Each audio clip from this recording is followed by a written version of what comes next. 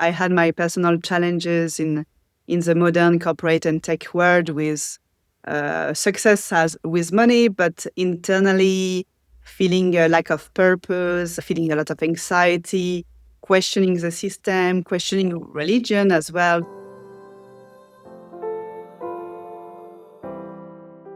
Hello and welcome to HolisticCircle podcast, Spiritual Conversation. My name is Philipp.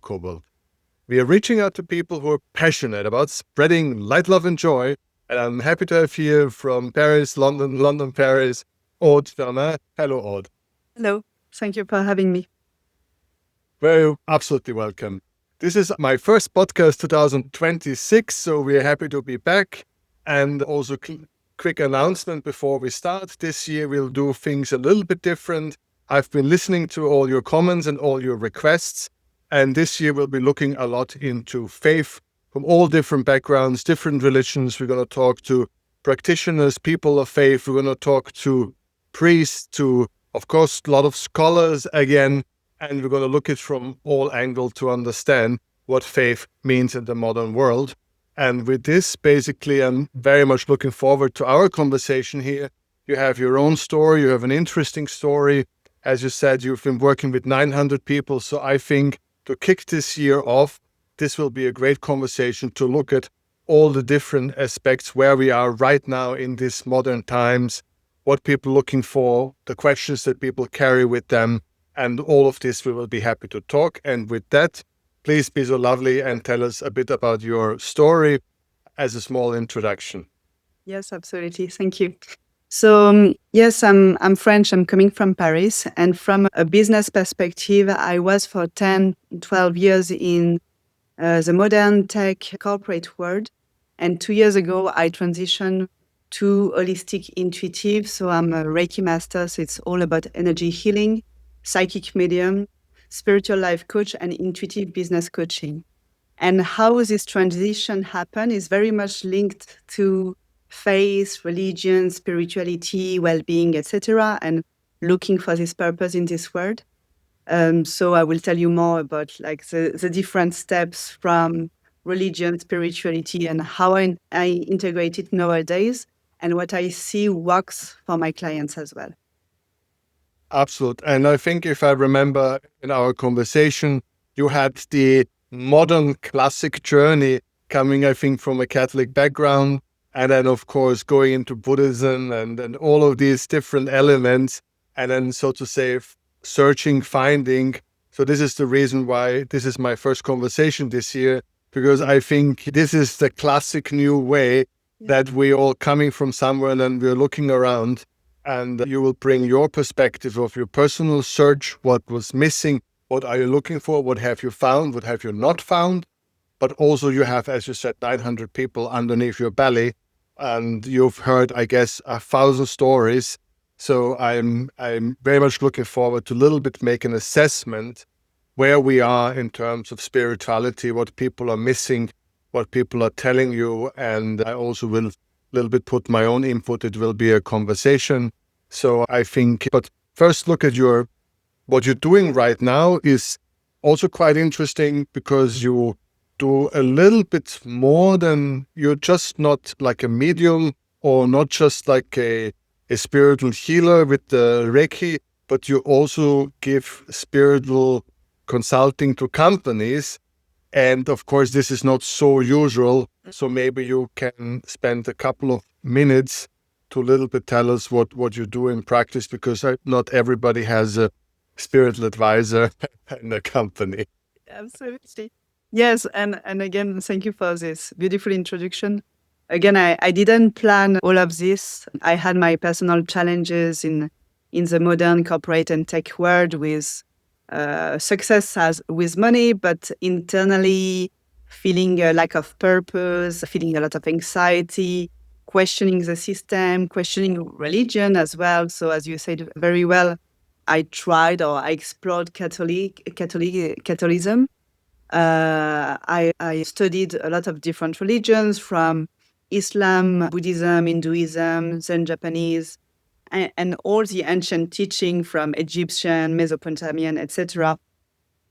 And what I've seen more and more, especially in the corporate world, and modern world is people are, as you said, starving for purpose, questioning how to be, for example, in urban cities like London, but yet have this sense of purpose. And this is why when I started to apply the teaching of like how to embody purpose and inner connection and connection with a higher purpose that you can call spirituality or religion to my personal life, I started to teach others and especially business and corporates with the element of how, when we are more connected to what you call God or guides, whatever the language, there is the ability to receive information, downloads, aha moments, inspiration. And this helps us to have a much more aligned life and make also better business decisions. So that's how I started to work with big entrepreneurs, billionaires, normal people as well, and companies. You mean normal billionaires? Normal billionaires. That's a contradiction in terms. Sorry. Like at more mass level. And yeah, absolutely. If you find one, you show him to me, right? I will. Exactly. Oh yes. Well, and I'm so sorry and I apologize, but I have to say it out loud. You're proving that everything sounds better with a French accent. No. Yeah, I think, I mean, that's good because I can't change it. So I take it. but definitely we all want to listen for you for hours. It's like a mental massage. Thank you so much. That is the secret of your success, I'm telling you. I'm sure it contributes to it. So why not? It's my personal brand. Mystique. Le mystique French. Okay. Especially when you, of course, say Egypt, and of course all my historic memory bells. A French person in London studying Egyptian. This is a little bit much, I must tell you. It's all good. Well, of course it is, and it's interesting because this. But we're not going into this this time. I had several podcasts now about this exact theme, so we will move on from there. We can leave the Victorian England a little bit behind for a moment. Although it was nice and interesting talking about the pharaohs. Yeah. But let's be a bit serious. Although I listened to you carefully, I haven't really understood what services you can bring to a company. Yeah, I can go deeper into this if you'd like. I understand consciousness, alignment, energy solution. I understand this, but it's always for me the implementation is rather tricky, right? So this is something I've learned over the years, that if you maybe give a weekend seminar, everybody enjoys it, and then it's like poof, it's gone. If you maybe work with a CEO, how then the implementation, they don't have so much time to come regularly, and what is the supervision? Are you keeping track? So my interest is this more like a one-off event to inspire people, or is it like a program that goes over an extended period of time where there's some kind of a feedback loops? I'm always asking, I'm so sorry. Yeah, no, please, it's a good question. So I work at different levels. I work with founders and entrepreneurs, and for example, like the example of the billionaire who come as one-to-one clients and have to make decisions about like investment, team recruitment, pivots of strategy, how they feel about things, etc.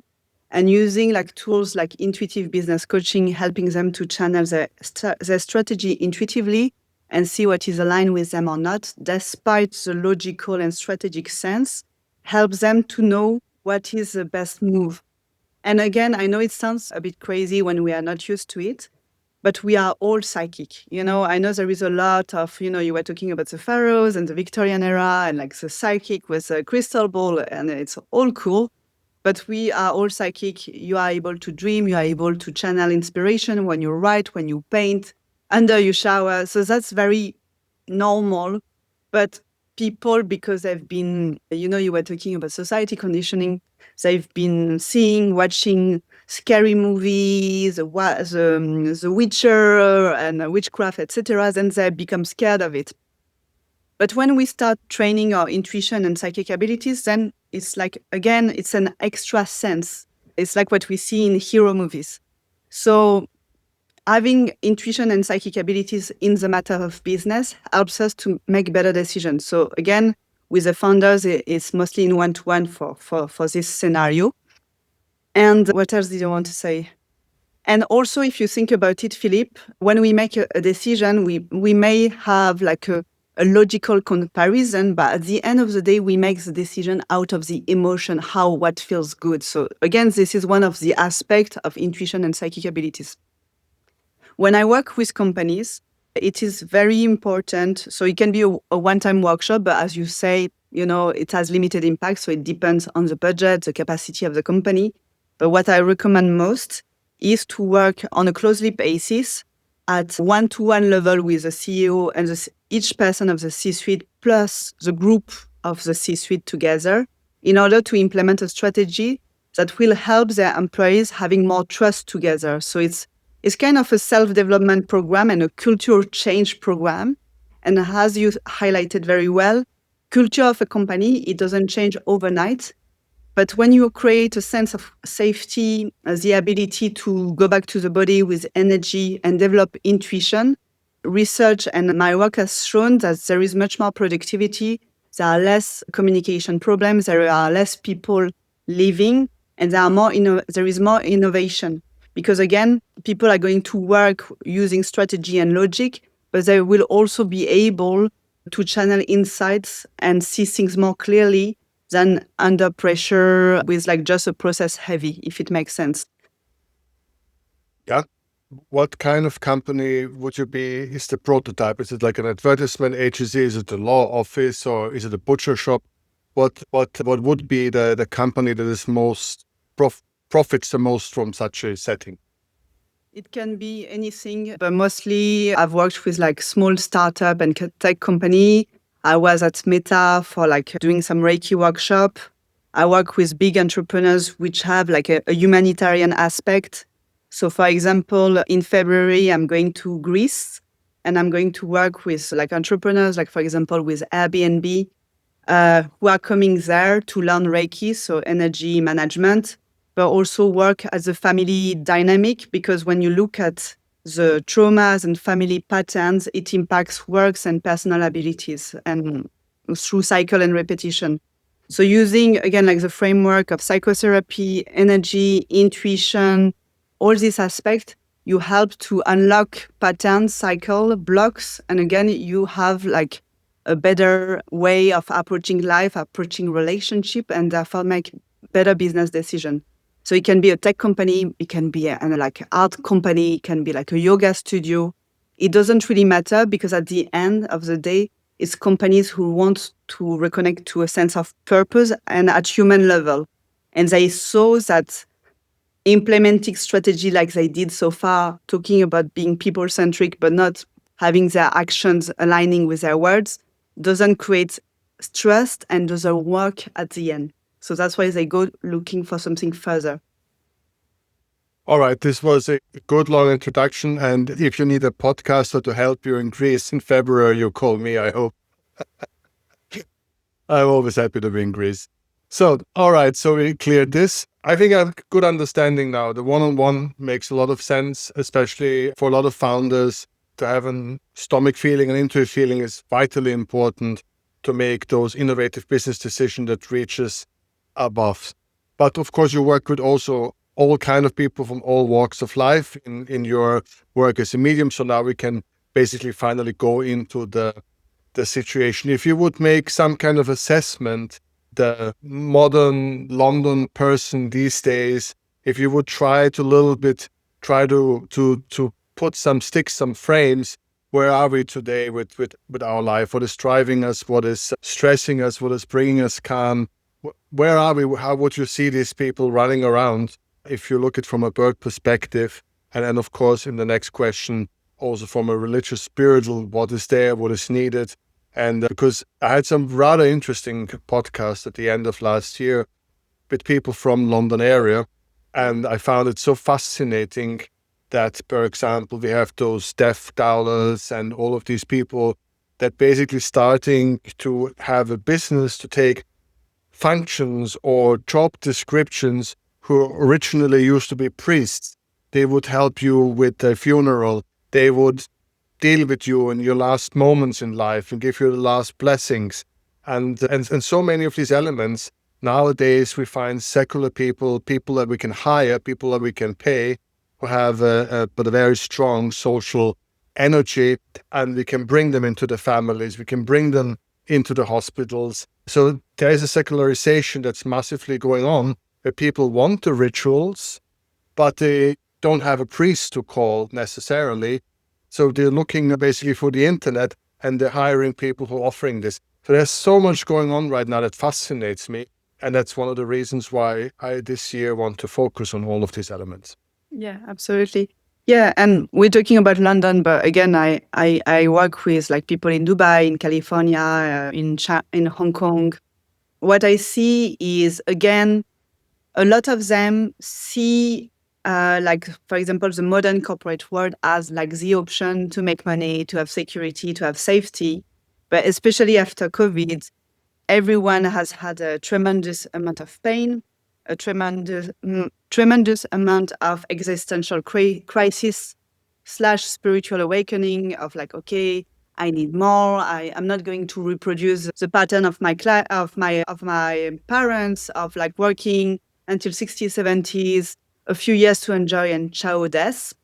And so they are looking for something else. And also, again, with internet, new technology, information all around, they have more and more the ability to create their own business. And so they are becoming a bit less adverse.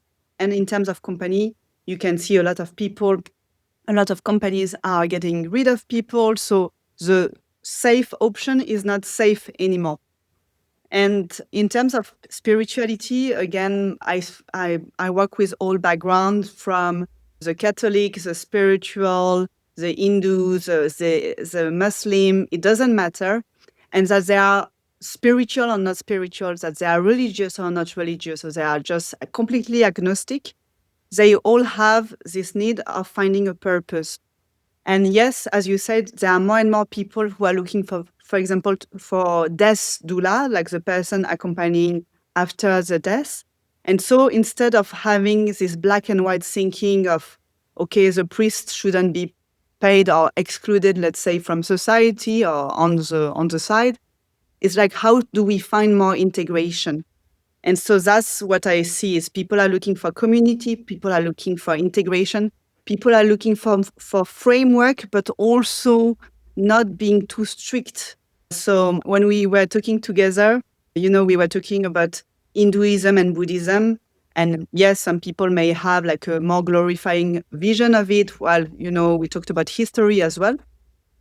But I think what became a bit more appealing maybe from Buddhism is more like the idea of a philosophy rather than a strict system, and so people have like the ability to have ritual, to go to kirtan, or even approach Catholic religion, but on their own terms. So that's what I see is like, what can be adapted to my life without doing 3 hours of meditation, and how can I translate it in my personal life, in my business life, so that it flows and it makes me feel good, connected, and aligned. I think you very clearly put the job that I have this year. I think you so clearly pointed out what I am going to be hunting for this year in my conversations, because it's basically being a vegetarian who sometimes eat meat, right? Mm-hmm. I want this a community, and I hear this from everyone. I had already a couple of pre-conversations, and everybody is just saying the same thing. People looking for community, but nobody wants to commit. Mm-hmm. So this is the fascinating situation right now, that we want the family, but then we're getting divorced.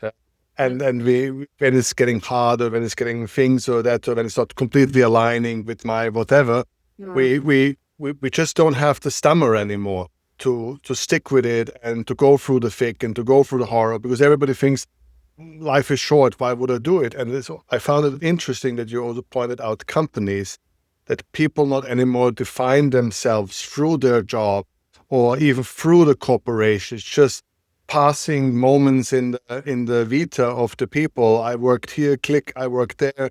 then I work this. None of it is really so like complete. 20, 30 years ago, people would imagine that they spent their entire life in one company. They made their bed and they went through it through the thick. So these expectations have changed dramatically. So the wish for this community, for that warm, fuzzy feeling, the wish is there.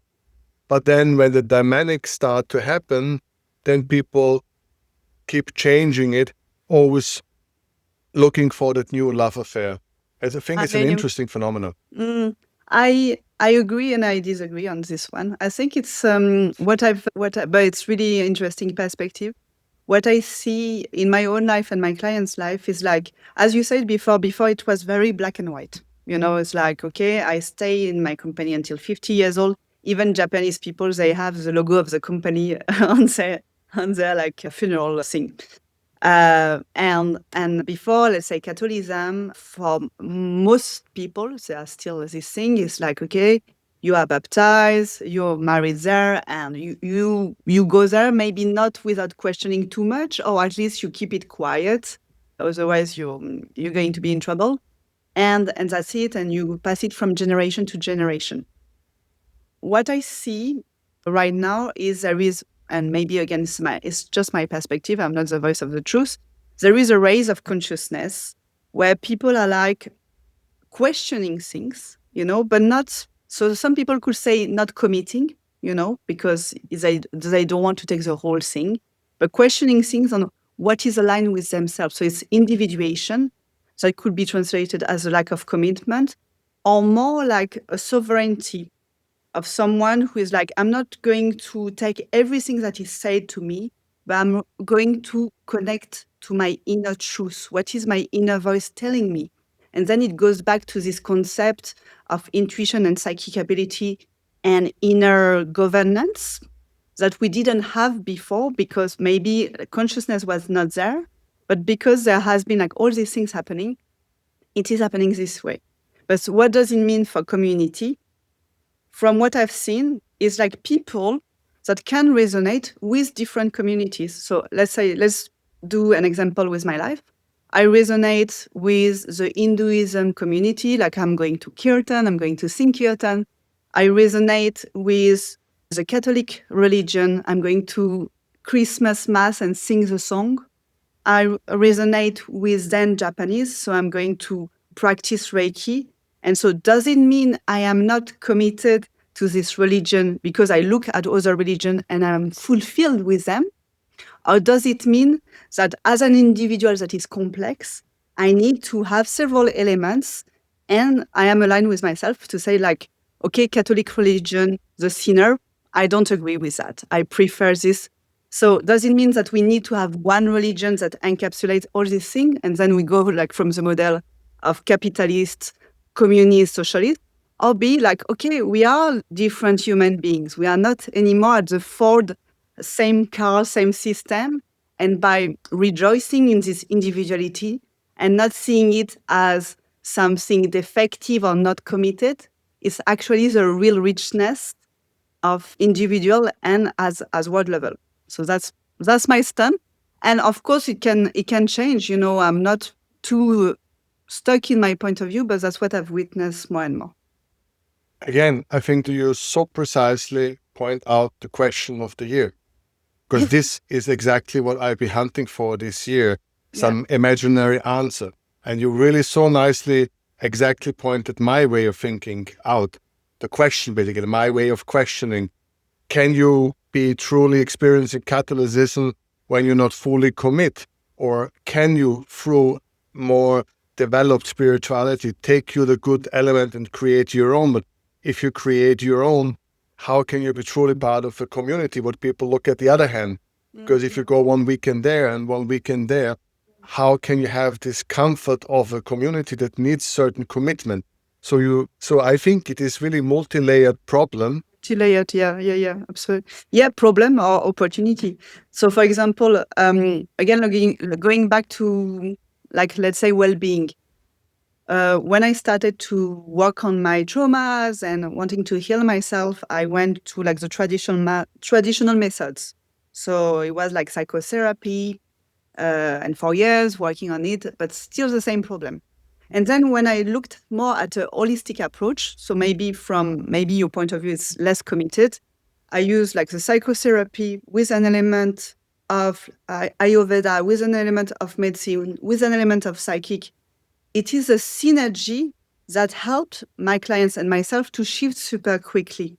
And it doesn't mean because I haven't done psychic for 25 years, I'm less committed. I can be as committed in my psychic reading or in my commitment to psychic. I think it's understanding that everyone has a different journey. So if on you I just apply one teaching, it might not work for you. So it's again, I understand your point of view, and it's totally true. It's my point of question. Oh, your point of question, and it's true Because my podcast is called HolisticCircle, so I don't think that it is my point of question. Yeah, and it's a very interesting question. And it's true. I also think, it's like a bit when you're married, you have different chapters, So I feel it's totally normal that throughout like your different growth and stage of consciousness and where you are in your life, your challenges and stuff, you might resonate with the Catholic religion, for example, and then you're like, oh no. And so that's why we see like these changes. And as you said, like there is like a pattern here of Catholic, Buddhism, etc. But also going back to Catholic religion, more and more people see the teaching of Jesus, or more Jeshua in the real name, as something that has been a bit distorted by Roman Catholic religion. And the teaching of Jeshua is more like Mary Magdalene as his main apostle. It's more around love, and so it goes back again like to maybe the divine feminine, Isis, Mary Magdalene, all these things, which is not necessarily what has been marketed by Roman Catholic, but it's more like paganism, Gnostic, and like this Jeshua channeling, this Jeshua teaching, if it makes sense. So people are really looking for what is the truth, and that's also the goal of your podcast. And each religion has interpreted like the universe, the source in their different aspect. But now people, because they are so much looking for it, they refuse to take the whole package that is currently offered to them because there are limitations or bias from their perspective. What I've understood and experienced as well, of course. Absolutely. But my point was the contradiction starts when the people looking for the community. And that's almost like free of religion. It could be the Buddhistic community, this community. The people are craving for community. Yeah. And I wonder if this kind of a community feeling can be done without true commitment. That will be one of the questions. How does it feel to be really committed to a religious community and fully take it in, even if you intellectually have questions, but you're more committed to the people within the group around you, the one you go to the church, you sing the song, and you build these family connections and going for dinners, and you get this what people craving for. Yeah. But it will be so many podcasts, so we don't have to spend too much time on it. On this one, just because I'm friend with, for example, an ex-Mormon. Again, like the values are beautiful, the people are beautiful, but at some point, for this person at least, it was too much restrictive. So this, I think, is at some point it falls out. So if you don't align the values and the people, it works for a little while because, again, human beings look at it at school and at work. People want to fit in, so they put a mask, until they explode and they're like, I just can't pretend to be this people pleaser anymore. So this doesn't solve this question. And it's a really interesting question. And I think, yes, there are some limitations in each community. And how to fit a community for a multifaceted human beings that have different chapters and changes all the time, Please don't give an answer. I'm planning to make 100 conversations on that subject. Going back and sorry, I'm thinking at the same time. And going back to marriage, like commitment of marriage. And that's why, some people are polyamorous, some people like a monogamous religion. It can be a religion. Marriage. But it's For true. sure. I totally understand that, for your marriage to work, even if it's hard and sometimes it sucks, you go through it with different chapters, but this is your person. Yeah.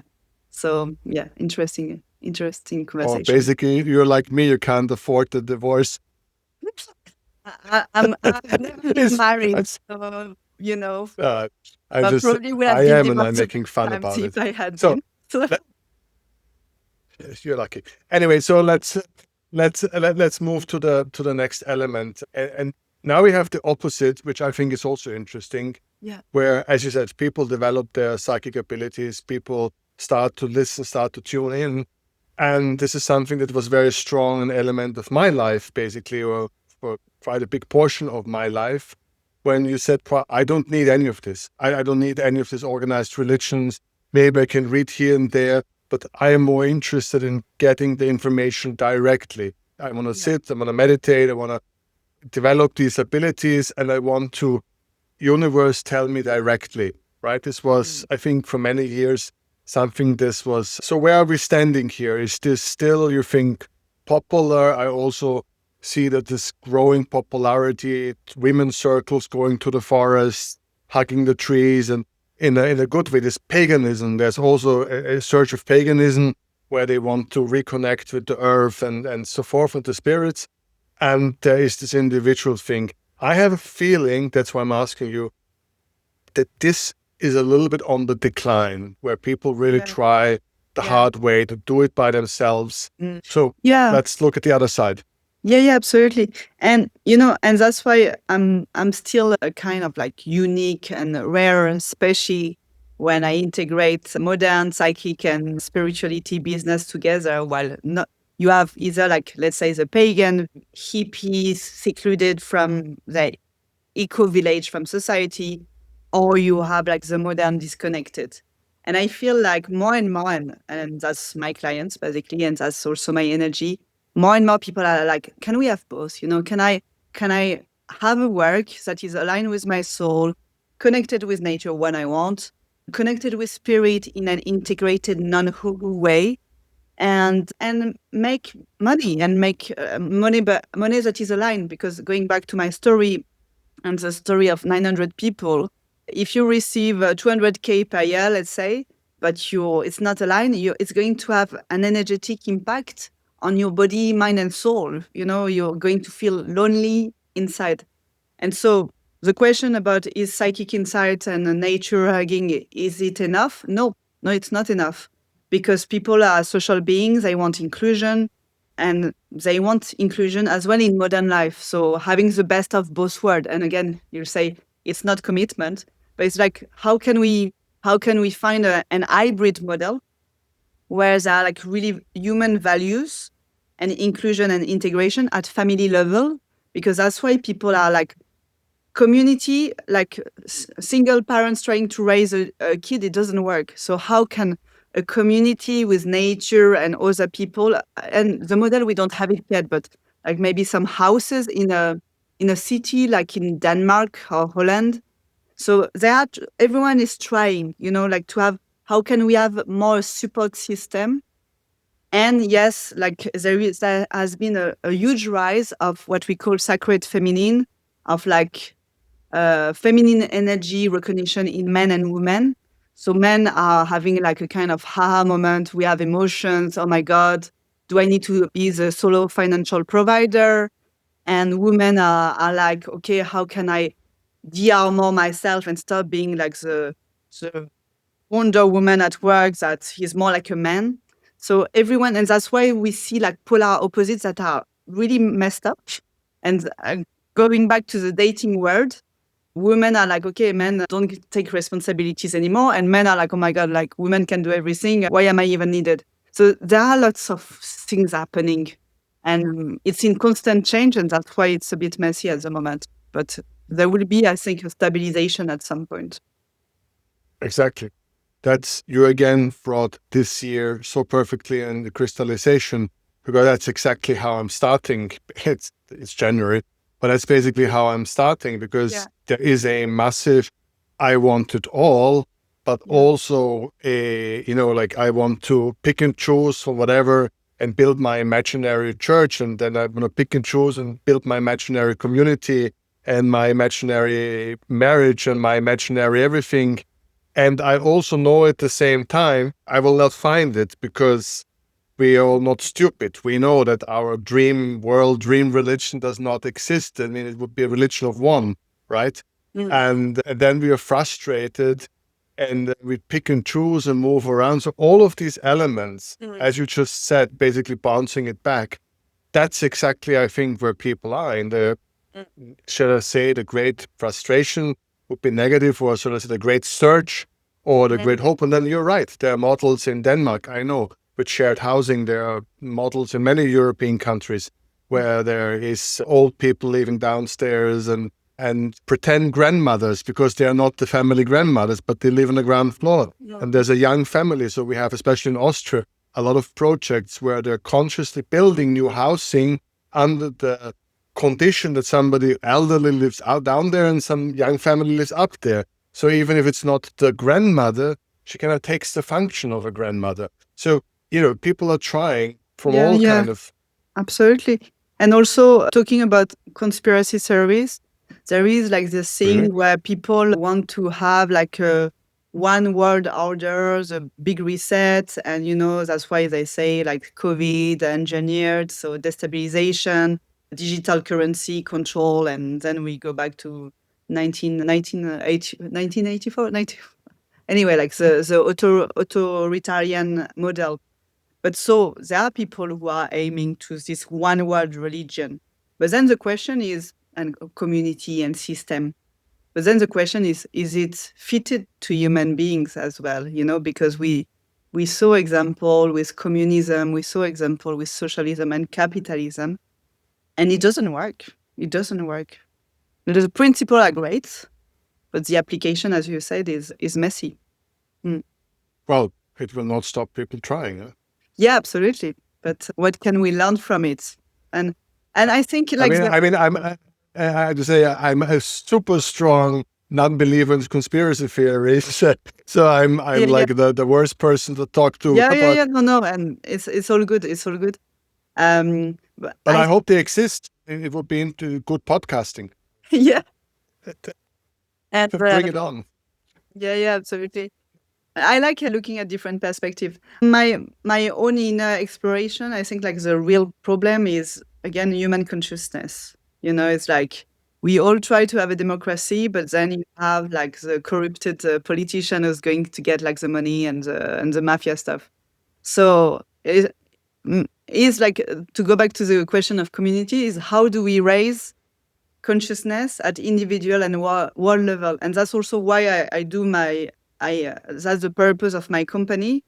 Is, from my standpoint, is if people know how to release a pattern and trauma and integrate themselves and connect to themselves, then ultimately there won't be like so much this sense of competition, scarcity, shame, and therefore there is like this harmonization of words.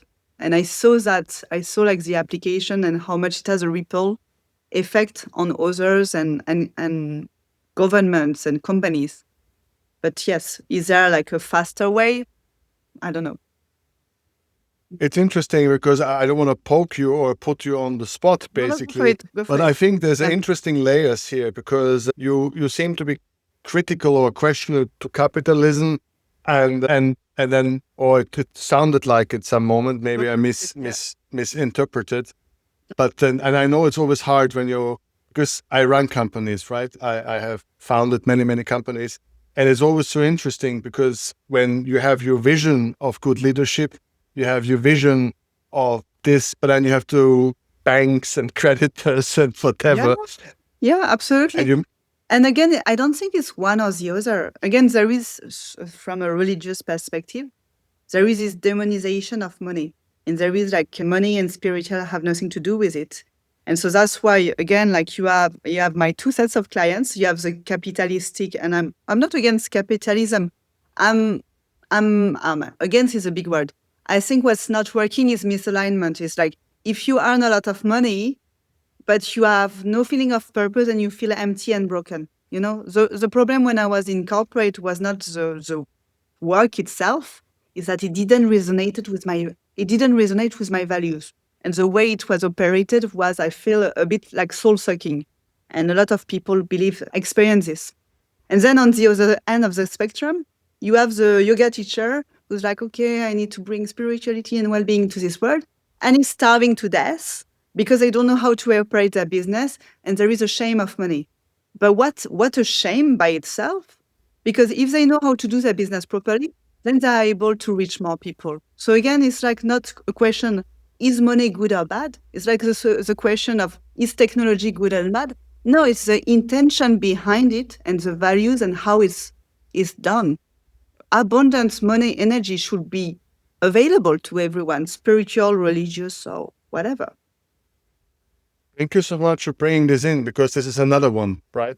That is another big thing that you just now put out there so nicely, that so many companies lose the purpose, or that they explain their mission in a way, or they give the purpose to the people who are in the company, and that makes them empty and frustrated. They don't want to work just for a profit increase. That can work for a while, and maybe when you're young, it's nice when you get the first big paycheck. But ultimately, most people don't want to day after day just work somewhere just to maximize profits. Absolutely. So companies are looking, like most probably people like you and many others, to help them to create some kind of a higher mission or higher alignment. And some companies do it by having an element of doing good in the world and giving some of the money, and so everybody feels better that there is some higher element or higher purpose or some social agenda or things like that. So this is another interesting theme, because in a way I'm putting it maybe too much, but I will have conversations going in this direction. If companies not looking for proto-religious elements to make their employers happy or committed. Definitely. And that's why, there is Reiki, not really religious, but there is Reiki coming. So definitely at some point, there will be potentially a shaman or a priest. But as you said, like Philipp, I tried so many different company templates, because I was like, I need to find the perfect company, like the community. But a company is a community, is a gathering of people over like a same umbrella. And so I tried the charity. I was like, if it's a non-for-profit, then they must be good. There was a lot of bullying, gaslighting, sociopaths. Okay, I tried the startup. I tried the big company. And I was like, okay, so I tried all the packaging, and of course I can say, oh, I am the problem. It's and I'm not the only one here. So it's more like, yes, a company can be Greenpeace or WWF and still have higher, like massive sociopaths or people with very low values in management, not training people to manage people. So it's just like, okay, you're promoted because you're friend with a boss, and it creates a mess inside. So there is not an aspect of conscious leadership. And what is conscious leadership? It's like being aware of your action, having emotional intelligence, understanding value, understanding what is out of alignment. So who cares if they give 2 million of pounds to Greenpeace, if inside you have like the employees who are in pain, So it's like really being honest with ourselves and also working at individual level, because otherwise it's just a nice packaging, And we have a lot of it. So that's exactly the problem, that we have so much nice packaging, because it's very hard to really implement. And most obviously, it does not necessarily relate to higher revenues.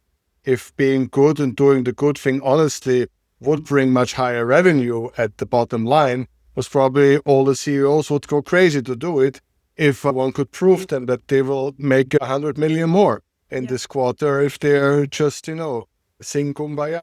But because this is immaterial values or spiritual values or values of well-being. Well-being is not a factor, except if human resources. It's hard to measure, But as well that, when you have the big boss who comes and he wants to create a new empire inside the companies, and he's going to fire the entire team, like, Roman Empire. It's exactly the same model. It's so funny. But again, massive loss of money, short-term solution. recreation of the same problem because the root problem is not addressed, like trust and all these things, and loss of information. But, I have a lot of hope as well because I feel like changing companies that are already established is quite hard because, like the culture is so embodied. When you have smaller teams or structure, it starts to be a bit more flexible. But of course, when the company grows, it's like, how do you keep the individual human level? But I have a lot of hope because, there is something called B Corp or something like that. It's an accreditation where they measure companies based on their financial ethics, their employee ethics. So it's a lot of criteria, like hundreds, thousands. And companies can't pretend like the glassy, oh, it's vegan, but it's plastic shoes. It's like lots of criteria where they can't cheat and they have recurring reviews. And that's the thing is, unfortunately, we don't learn out of idealism. At the moment, especially company looking for profit, they are learning out of sanction or bad politics, bad communication. And I feel when let's say like I worked a lot in fashion, really horrible fast fashion companies, I'm not going to name. Uh, and again, you can say ethical, vegan, we give money to orphanage, but at the end of the day, it's horrible product. So the process is itself, you have to throw it in the bin and start again. So again, it's like, let's stop like the great words of community and idealism. Let's look at actions and applications and have like standard of measurements. So if your actions don't match like the ethics in some ways, it's like, okay, stop the bullshit. So to a little bit make a conclusion for this first podcast this year, it's there is a lot of wish or hope or interest or empty hearts or empty souls that are searching, that they are looking, but so far the old seems to be not functioning anymore fully, or question mark here, of course, otherwise I have nothing to do. And then the new is clearly not there. People have some idea of what such a hybrid, you're calling it, what a hybrid could be. But again, most probably there are thousands of hybrids right now in the world, but none of them seems to be conclusive or strong enough so that we have already one new religion package that could speak to this new people who are looking for such a hybrid situation. So, and funny thing is, you're drawing this unique perspective that in corporate and corporate world, there is, I think I have 10, 12 podcasts last year where former CEOs or former head executive, whatever, Wall Street, like big guys had enough and then started to be psychic, be mediums, be whatever. So people who really had massive positions in huge companies in the US and said, I had enough. And they went through Harvard and the whole damn thing. And then said, no, that's I'm sitting here, and they do consulting and they do similar things like you. I had one woman in the US who is very similar to your portfolio. She's also working with great CEOs in similar fields. And so I think it's interesting, right? It is really interesting. And again, it goes back to the question, what is success? What is wealth? Is it the amount of money, or is it like the wealth and abundance we feel in alignment with ourselves in different forms? And that's why and Harvard and great, it's great social recognition, but at some point is what feels true to me. And everyone has a different answer. And I again apologize, but I always make the joke in these kind of podcasts because I'm more than 30 years in the spiritual business. And I said I already had 6 or 7 podcasts with formal, stockbrokers or financial experts from London, actually, who then quit and become mediums. And I just always wondered to have my first interview with a guy who is started as a medium and ended up in banking. Oh. So I didn't have this yet. You didn't have it. Yeah. Well, if you find him, I'll send it my to you. unicorn. some hippie who had enough from all the traveling around with the Volkswagen and decided to go to private equity management. Well, actually, I know some people who've been like in a remote community and decided to have a much more modern and integrated and profit focused business, but again, keeping the values, but adapting them to the modern world. So might not be private equity, or it could be, but with like this strong value foundation and where to invest, what kind of project to invest. Is it for shelves and Coca-Cola, or like, no, have like ethical investment. Again, it's not about the money, it's what is the company doing with this money. Absolutely. So we're having interesting transition going on, people moving back and forward. And I think it's great that you found your way and you can bring all your talents. And that's always, I think, very encouraging that someone who has seen so much and has so many different elements to bring, that you can hold to all of them, which I always like. I've talked to a lot of people who just cut one part of their life and then start something fresh. And I always feel like, is this the best choice? And I like so much that you holding the strings loosely and taking all of these life experiences and transforming them into something new. I think this is a very strong choice. Thank you so Thank much, you. Aude. And all the links and information, of course, about you will be here down at the YouTube video. And to all the people who still stayed with us, thank you so much. And let's have many conversations this year. Thank you very much, Aude. Thank you, Philipp.